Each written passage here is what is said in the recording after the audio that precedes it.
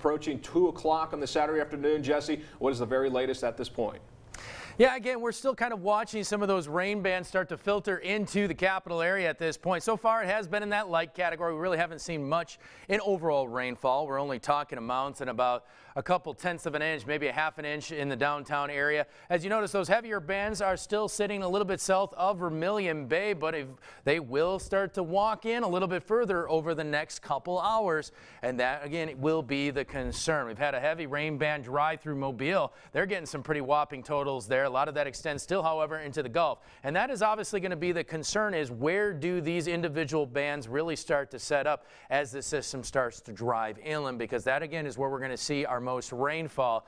I always kind of call it the ants marching in a path. That water continues to go over the same area for an extended period of time, and that's where it starts to add up quickly. You could easily go from 2 to 4 inches to 6 to even 8. So you could be in between one of those bands, and if that's the case, you may not see much at all of rainfall, but your concern still has not gone away, because you still got to worry about areas either to the east or west of you. Let's just say you live here, and let's kind of big picture. Let's just say you live in Ascension Parish, all right?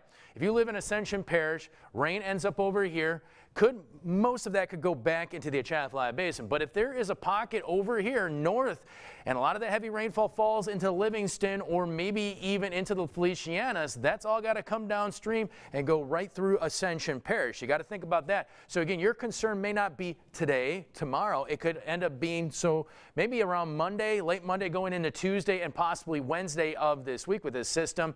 We also got to worry about that backwater flooding, because if you still got that onshore flow, obviously a southerly flow, so pushing up towards the northwest, then yeah, that water is pushing back against it, almost acting as a dam out there. So that water has to go somewhere. Again, it just doesn't disappear. It pushes out to a lot of these local bayous and streams, and that's where you almost see the waters going the wrong direction, in fact, what they're typically used to seeing. So you notice here, we've got that heavy rainfall or fall in place. We've got a nice little pocket out there a little bit south of Terrebonne and Lafourche Parish at this point. They're seeing the biggest effects from the system at this hour. Obviously, they're also seeing some effects down in Morgan City. You can see how the center is kind of wrapped around, but very dry on the other side of the storm, that northwestern quadrant. It's because of that dry air, and I'll show you that in just a second.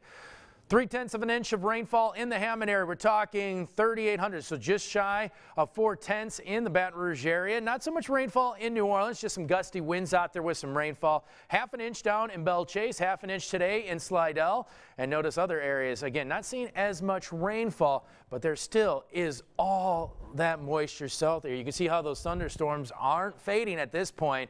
They are still bubbling out there. They're still brewing. We've still got a lot of ingredients for heavy rainfall ahead of us in the coming days. Again, as you notice here, dry air to the northwest, but a lot of moisture kind of trapped down south. Very lopsided and uneven storm at this point. So here is that current path.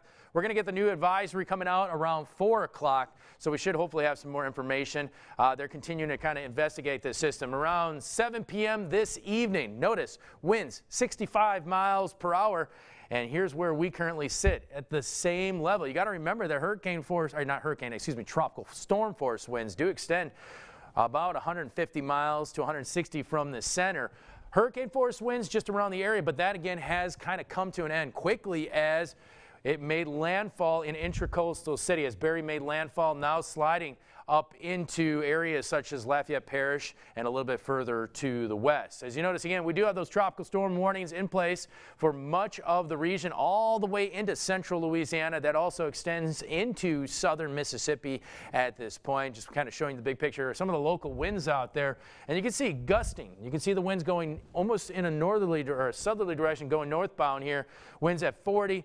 Houma, we're talking 43 out there, 32 in Baton Rouge, 24 in New Iberia. So again, watching that dry air pocket, you can see that we went from that category 1 for a very short life, only a matter of a few hours, and then now back down to tropical storm strength. A lot of dry air kind of in the mix on the northern side of the system, and I think that's going to help us out a little bit in the long run with some of our rain estimates.